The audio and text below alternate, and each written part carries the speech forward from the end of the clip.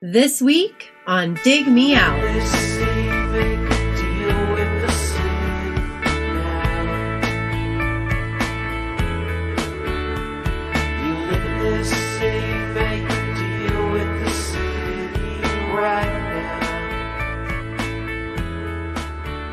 With your hosts, Jason Ziak and Tim Minichi.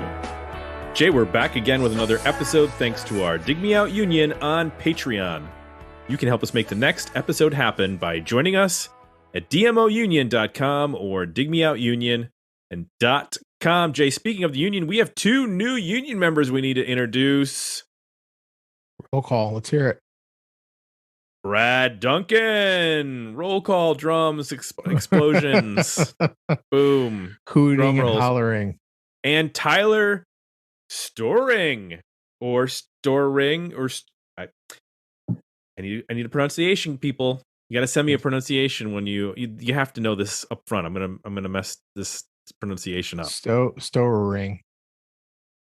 The O and the E are mixed up there for me. I know, that's the thing. It's giving me problems when I look at it. Like I want to say storing. It's not like they storing. Started the word off with. Please help us, Tyler. Tyler, you gotta fill us in. Well, welcome to both of you. Join the Discord for the chitty chat about all the stuff that's going on. And make sure to vote in polls like the one we did for this episode, which is an album review poll. And that album was brought to us by none other than the man, the myth, the legend himself, Dave Gorgos, or known as, from earlier episodes, way back in the 2011s and 12s and 13s, Dirty Gert. How you doing, because sir? Dirty Gert is a lot more easy to pronounce than David Gorgas. Yeah. True. Notorious Dirty Gert. Right. But it was paired with that baseball photo, and that's what made it special. Still my avatar from many years ago. It's like the right combination. So there have been so many episodes with your name on them. I'm not even going to list them all. People can go to digmeoutpodcast.com. They can go to your name and they can see every episode that you've been on. Oh, geez. We need to figure out a way, Jay. We have to go back. Yeah. We have to go back, Marty, to figure out a way to tag people who made those suggestions back in the early days when we were doing like the PayPal suggestion box instead of the Patreon, so that we can somehow link those. You were like a Space Needle and Space Needle? Yeah. Those from Lisa the early Germano. Yep. Probably The Fall. There you go. So, what have you brought to us this 2022 pick? I have brought to you the ultimate bedroom band, one-man band, East River Pipe, out of Astoria, Queens. This is actually a compilation album from 1994 of his various singles, B-sides, cassettes, and an EP, I believe. Some of his best work. And East River Pipe is Fred M. Cornog, he I don't know. Do you want the history of the band? History of the band. I can tell you what I know. Tell us. He was homeless, alcoholic, and a busker singing on the streets, and discovered by a woman named Barbara Powers. And they fell for each other, and she encouraged him to release his songs and created a label for him called Hellgate Records, of which I have some of the 7 inches. And he released these singles and never performed live. as far as I can understand. Which is strange considering he was a busker, but had some sort of stage fright and didn't want to, perform in front of an audience, but released a bunch of these singles, was discovered by Sarah Records, which was an English label that did a lot of twee albums. And East River Pipe were nothing like the songs they normally released, but they released an EP and a single by him. And then Merge Records discovered him after this. And all of the Merge Records releases are on Merge, and he's still with them for this till this day. But Merge had nothing. All of the songs on Shining Hours in a Can are pre-Merge. Got it. Yeah, that covers a lot of it. I mean, I thought the interesting thing that I discovered doing some Googling, because I didn't know who the band was or whether it was a band or not. He recorded basically all of this, and it sounds like most of his recording is done on a Tascam Mini 338, which is an 8-track home recording unit that has a little like tape reel-to-reel like built into it. And so everything you hear is him just layering things, and I'm sure there's some bouncing of stuff going on, because when you have 8 tracks, that can get a little limiting. So you have to become good at like same thing when you had a little 4-track Tascam. You have to figure out how to maximize your track usage, and sometimes that meant putting 2 things on one track. So yeah, from what I know, he was inspired by the Beatles, right, and doing everything on an 8-track, but he did everything himself as opposed to having George Martin come in and throw more stuff on there. So we did get some comments. We'll give away the poll results at the end of the show. But we did get some comments on this episode and this album over at Patreon. Kyle Bittner said, "Very cool album with great summertime vibes. I can definitely see this being played while road tripping. Worthy album."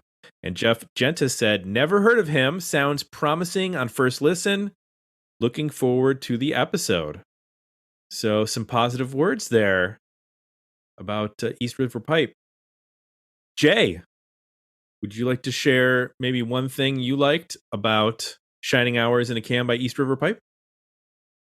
I was really taken with the production of the record. It's fairly obvious that it's a bit lo-fi, a bedroom type recording, a lot of layering.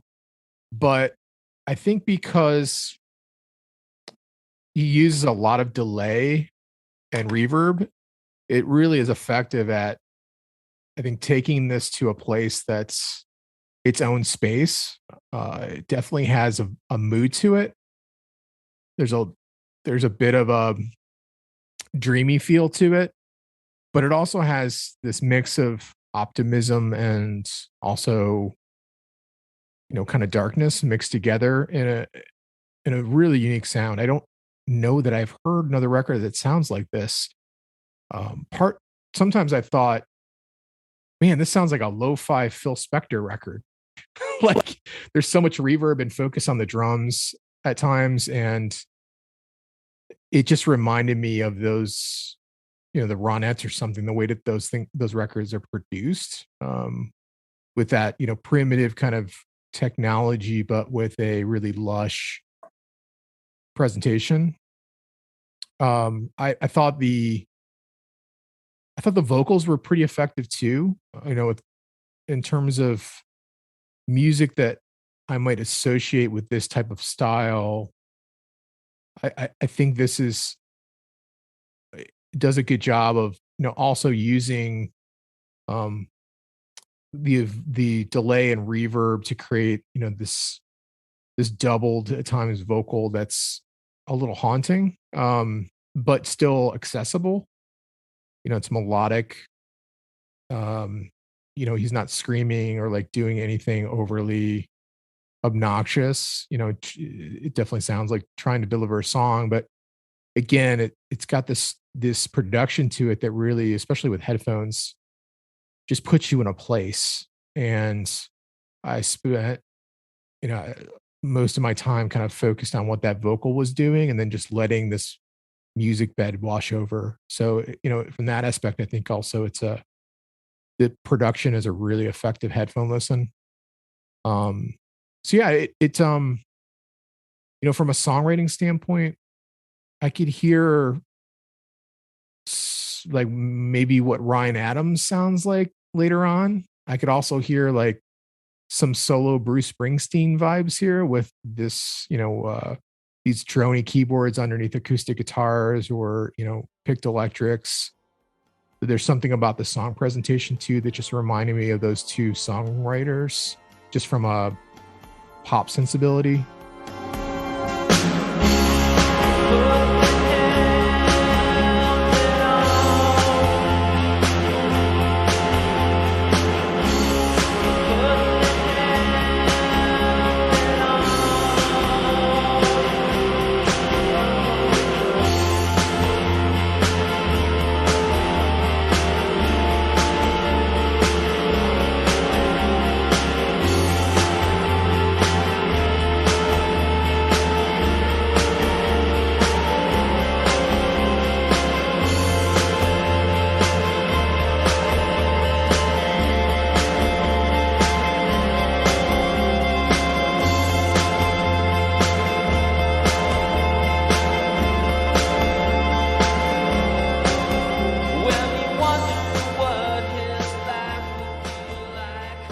So yeah, really unique sound. I don't know that can really point to another record, especially in the '90s, that it sounds quite like this. What do you think, Tim? Well, going back to what you're saying about being a headphone listen, this totally changed when I moved from listening to speakers to my headphones. That's where I went, oh, okay. I don't feel like it worked as well being surrounded by it. When I was like in the headspace, then like the intimacy of the recording sort of made sense. And what's interesting is that, you mentioned Phil Spector. It almost sounds like if Kevin Shields had Phil Spector produce a My Bloody Valentine album. And there is this like weird openness, and there's a lot of use of like droning guitars in the background or delayed guitars to create this atmosphere. But then a lot of this is very jangly, like dream pop. So there's this weird intersection of, like you said, there's like these classic elements that almost have like a Springsteen-ish feel, but then very of the moment. I know this is a compilation from like the late 80s to early 90s, so it sounds extremely contemporary to a lot of the stuff that was happening in like the shoegaze scene in the UK, but then also the dream pop scene, maybe in California or whatnot. And it's I think when I really locked in is when I was having trouble with his voice, and I was like, who does this remind me of? Because I know I've heard this voice before, and I realized like after a while, kind of it got into like the Mark Olson of the Jayhawks end of things. His is a little bit more nasal than Gary Loris. Yeah. When they do the harmonies, and that's what I was like, okay, it was like bugging me. Like I couldn't place why I thought that vocal was familiar, but he's in that same space a lot of the time. And I think I think the whole package sort of works in terms of, the lo-fi approach to creating this atmosphere with the guitars. And there's a lot of percussion that's done. Sometimes it's just like one percussive instrument, then like the guitar is doing a lot of the percussion element of it. And it was really interesting to hear the way those things got layered, knowing that he was only using these 8 tracks on a home recorder. It was one of the most effective uses of one crash cymbal I've ever heard. Yes. Like it is the same.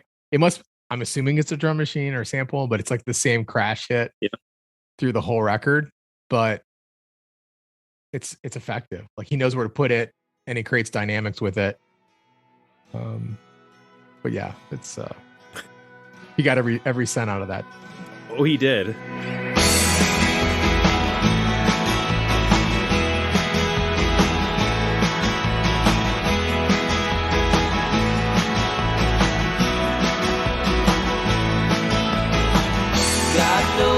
try to live. This is all there is. The power to forgive is all that we can hope for now. You were a meteor. You were a dinosaur. You were the 2x4. You cracked me in my head last night. Let me wake up right. Let me wake up right. Know my life is wrong. Know my life is wrong. Let me wake up right. Dave, what works best for you on this record?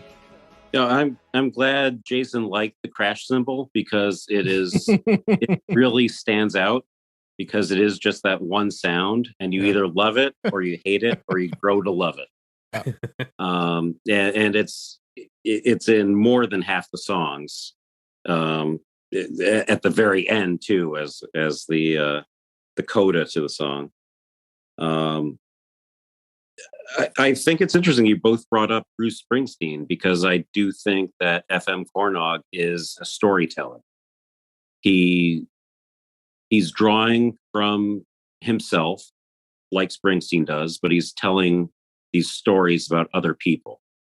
Even when he uses himself in the first person, he's really talking to someone else, and telling these stories about living in Greenwich Village, like Helmet On, or Make a Deal with the City, or talking to some poser like in Axl or Iggy. But he really brings you to this different environment with every song, while keeping the sounds basically the same.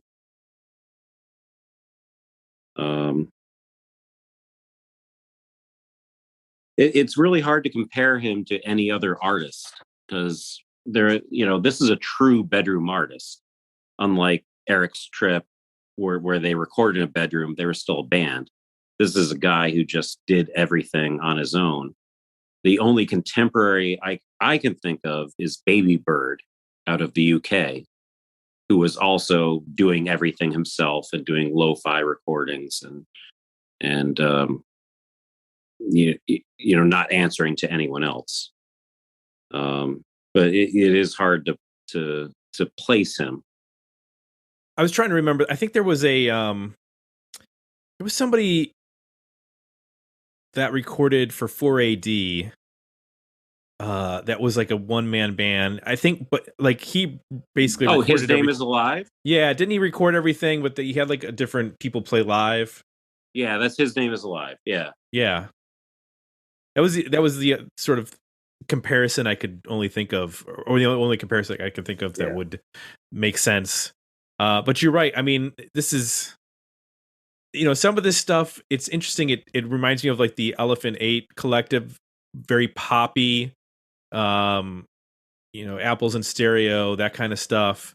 But then there's this very British aspect to some of these things in the way that they sound like Ride or some of that very jangly shoegaze stuff that was happening.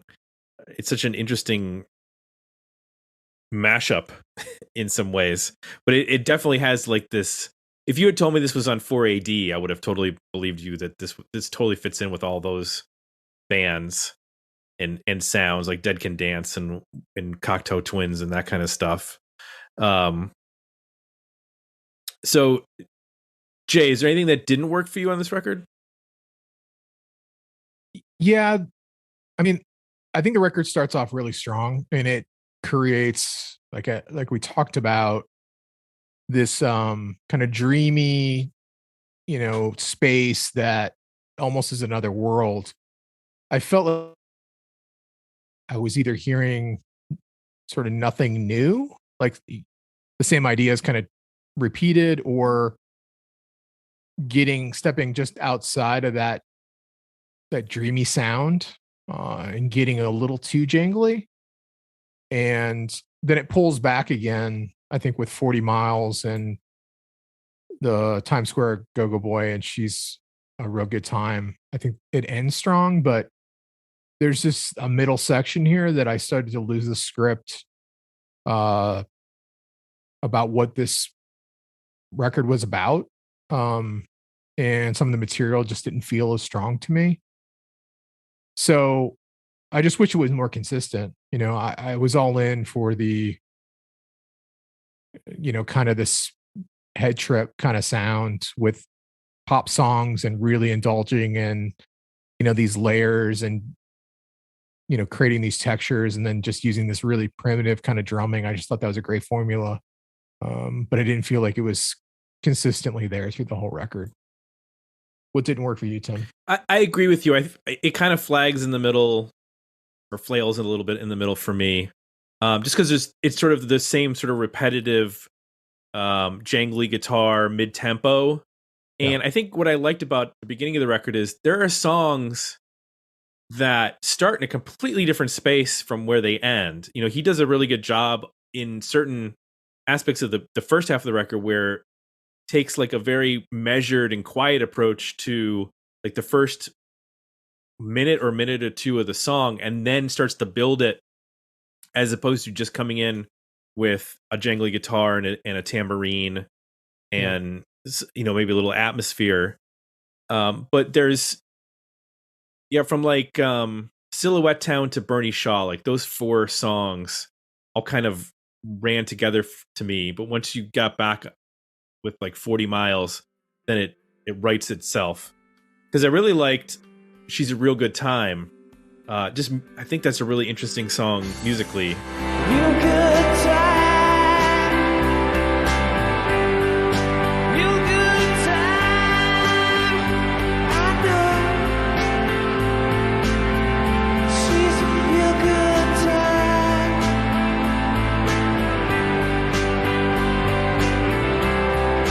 You and me. You and me. We know she's a real good time.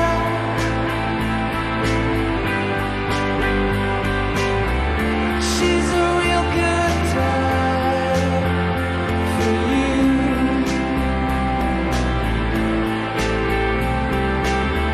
She's a real good time. So I think on the original, we talked about the running length of this album. So there was like the original album, and then there was a re-release in 2002, and I think they added 3 more songs at that. So I don't know which version you listened to. Was it the 17 song version, Jay? Yep. And Dave, which one were you going off of? I'm going off the 17 song version too. Yeah. Okay. So the original one was 14, so it ended with She's a Real Good Time. So I actually think that's a good spot, but for the original album, but not to, disparage the last 3 songs because they're fine, but The other thing I forgot to mention, just to build off the sound of the record, you mentioned that you listened on speakers and it didn't work as well. I spent a couple listens using just the Apple's, headphones, and it sounded so thin and tinny. mm-hmm. And I did not enjoy it. Then I moved over to this setup, which is a lot, better. I can listen to it louder. It's fuller. It just has a better dynamic range. And it sounds like a totally different record. And I think it benefits from, you need to play it loud. And I think you need to have a decent setup because the production is it's limited, but the potential's there. I think if you listen to this on really crappy in-ear headphones or something, you're not going to get it. So that's another kind of drawback to this, is I think it matters how you listen to it. I 100% agree with you. It definitely sounds thinner, which does not help the style, right? Especially when in a lot of cases there's not really like an actual kick drum happening. There's not that, or the bass is pretty mid in terms of, if it's even there. I mean, there's some songs on here, the first couple listens, I didn't even think there was bass on it. Right.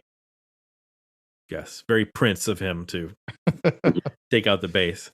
David, is there anything that doesn't work for you on this record, or songs that don't work for you?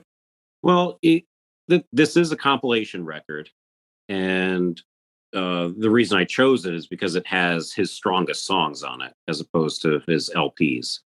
But the sequencing does leave some stuff to be desired, and there's stuff that's thrown in there, like Woody's Car, that are obviously B-side throwaways.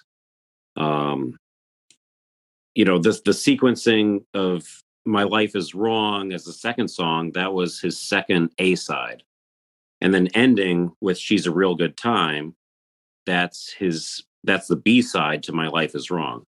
So in that case, it works well. But the middle section is that Sarah EP, which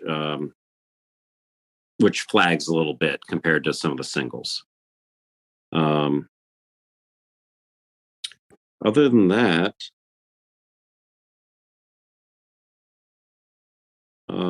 I'm glad you liked 40 Miles, because that's a song that takes a long time, but I really enjoy it.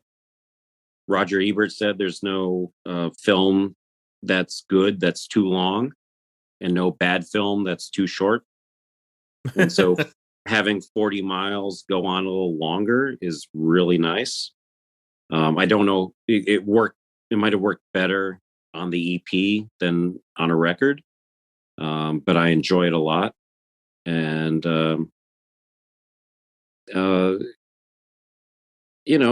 I guess the drums are a limitation, but you just enjoy it. It's so consistent. The drums and cymbals fade into the background and lets you really enjoy the intricate guitar work that he does, which is usually overlaying two guitars, sometimes double track, and having these really elaborate melodies, and that's what I enjoy the best. The interplay guitars and some of the textures also reminded me of the War on Drugs a little bit too. That was another band that kind of popped into my mind. So you can see if you're a fan of that band, this might be a record to check out. I have not listened to them at all. East River Pipe influenced a lot of other bands. Yeah. And a lot of other bands covered East River Pipe songs. I don't have the list in front of me. So I wouldn't be surprised if War on Drugs were fans of this band. Yeah. And we didn't mention it, but this was basically the start of the career for Fred. This compilation is considered the first album, and he's made records. Is it up to 2011? He was putting out albums through Merge and singles as well. Doesn't look like he's done anything in the last 10 years. No, he's posted on Twitter. Yeah, I saw that. His last Twitter post was a year and a half ago or something like that. Maybe he's just not interested in that. But you can get the stuff on Bandcamp. That's probably a good spot if you're looking for support the artist directly. So this came out in 94. I gotta say, like, in terms of, I don't even think that our college radio station was playing this. Like, there are two radio stations at our college. Ours was, I guess you'd say, the more mainstream alternative. Like, we played Bush and Pearl Jam, but also like Chibo Mato and that kind of stuff. But there was like the other station, like, that was even more indie than us. I guess they would have played East River Pipe. It's like it was even too underground for our mainstream tastes. Well, my Make a Deal with the City single, thanks, WPIR, WMBR, KAGU, KSPC, WFSR, and FMU. So they're and my station in college, WPUR, definitely pushed the hell out of this band. So we did help get it charting on CMJ.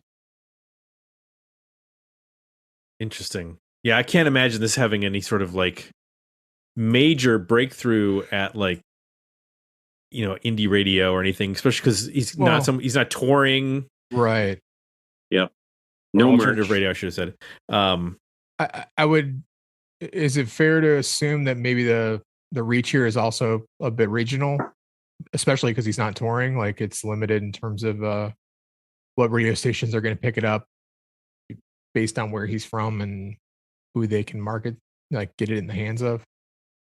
I think Barbara Powers sent the records blind to tons of college radio stations. So it wasn't really a regional thing because he didn't perform. So it didn't matter if you were from New York or whether you're from Boulder, Colorado. Right. You weren't going to see him. Right. It's just, did the 45 get into your hands? Yep. Yeah, that's interesting because that's at a time when we're fully moving into CDs by like 90, 91, 92 when he's putting out these 7 inches.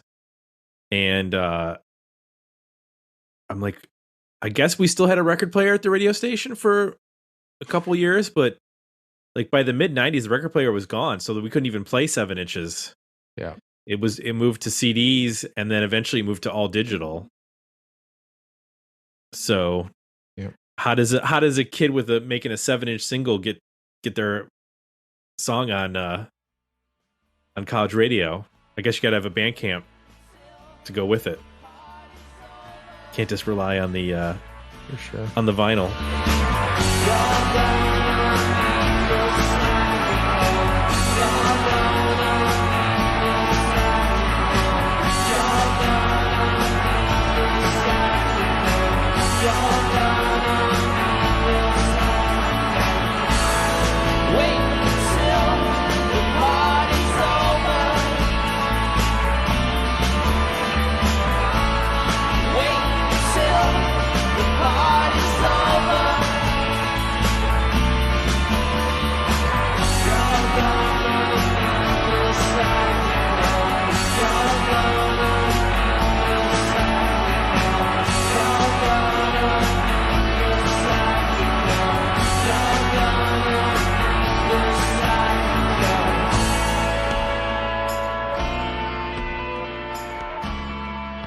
All right, let's talk about overall ratings on this record. We'll share the results from Patreon in just a moment. But Jay, where do you land on Shining Hours in a Can by East River Pipe? Were the album better EP or decent single? I'm at an EP. I like everything to start the record through Axel and Iggy. So that's 5 tracks. And then I like 40 Miles. I'm looking at the 14-track version through She's a Real Good Time. So it's another 3. So I'm at about 8 tracks. And I would lose that whole section, which sounds like might have been an EP on its own. According to what you said, David. So I think I'm liking some of the singles and B-sides that are sprinkled at the beginning and the end. And I think that represents pretty well both the song rating and the really unique and interesting production. Where'd you land, Tim? I think I landed at an album because I'm going to take the first 6. I like the song Psychic Core, and which sounds like it should be like a Turbo Negro song. But and then I will go with 12 through 14, so that gives you number 3. So I'm at 9 songs. I mean, that's a good 40 something, maybe 30 something minutes. So I think that's a good 9-song album, especially with a 7-minute song in there. So I'm at a worthy album.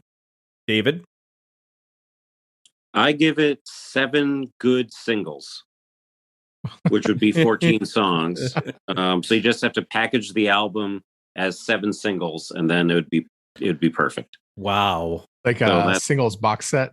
Yes.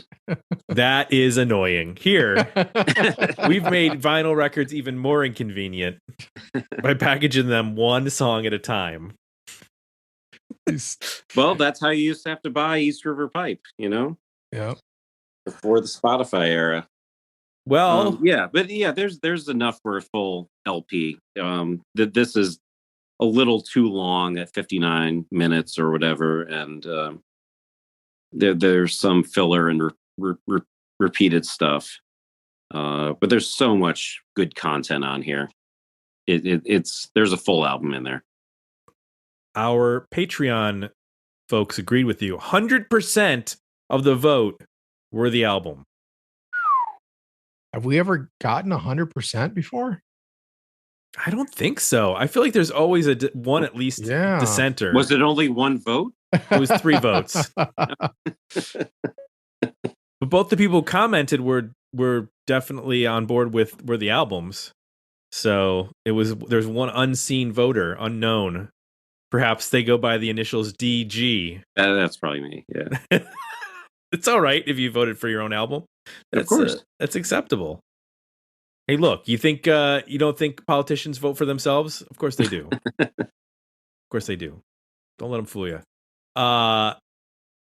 Thank you for bringing this to our attention. This is literally one of those records that, like, unless somebody brings it to us, I don't think it's going to win a poll.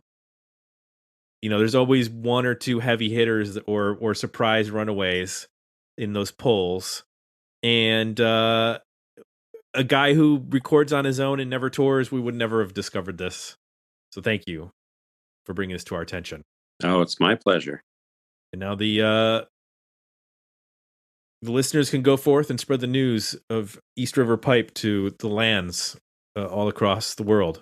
Maybe encourage him to make a new album. There you go. And check out the Bandcamp page where you can get all this stuff. Because I got to imagine that those early 7-inches are probably not easy to come by. I got to imagine all that stuff was limited pressings. Yeah. So unless Merge is still pumping some stuff out, who knows? But I want to remind folks, go to digmeoutpodcast.com. That's where you go to suggest an album, which ends up in our monthly polls. We just had one. Did it just end? I believe it just ended. We might have a new poll winner. We won't give it away because you'll have to find out on the future episode who won that poll. But it was close. At one point it was a dead heat, and I was like, "Dear God, please don't make this come down to a coin flip or a runoff poll." Get virtual tomatoes thrown at us. Well, if we have to do a runoff, it throws off my whole schedule, and because it pushes it back a week or a couple days from when we need to record, and then from when we need to post it, and so I just don't like ties. I hear you. I see the winner. So we have a winner. We do have a winner. Good. Yep. All right. No ties. It's my motto for all of life, both in fashion and in polls. Wait, let me vote now and mess it up. Don't you dare. Create a tie. Okay. I locked it. Close it down. So suggest an album at digmeoutpodcast.com. It goes to our monthly polls, which you can vote on at Patreon. Join for as little as a couple of bucks a month, and you get to vote in polls. You get to vote in episode polls for your opinions, and you get access to our 80s episodes and video of our beautiful mugs. You might be thinking, why'd you do a whole episode on Manchester? Well, you could have voted on that. Coulda, but you didn't. I saw one of our social media followers said that it inspired him to put together a Manchester playlist. Nice. So, I like seeing that. That's inspiration for. I need to put together a Manchester playlist. Yeah, what the hell, Tim? I'll get on it. It's on my list. I got a long list. I'm like Santa Claus with Spotify playlists I got to build for all these episodes. I still got like 20 to do from early seasons. It's never ending, Jay. Never ending. Takes a long time to curate a playlist. Anyway, Apple Podcasts, that's where you go to leave us some positive feedback if you enjoy this podcast, and we hope you do. If you've made it this far, if you've listened this far into this episode, then you probably like us, unless you really hate us. Sure. Yeah. It can't. David, we will see you out and about on the boards if you want to stop by and say hi and that kind of stuff. once in a while. All right. I know you're not like super active. Because I don't know what the hell you guys are talking about. You're digging stuff out. We're digging them out. I know. I find out about it through the podcast. Well, that's one way to do it.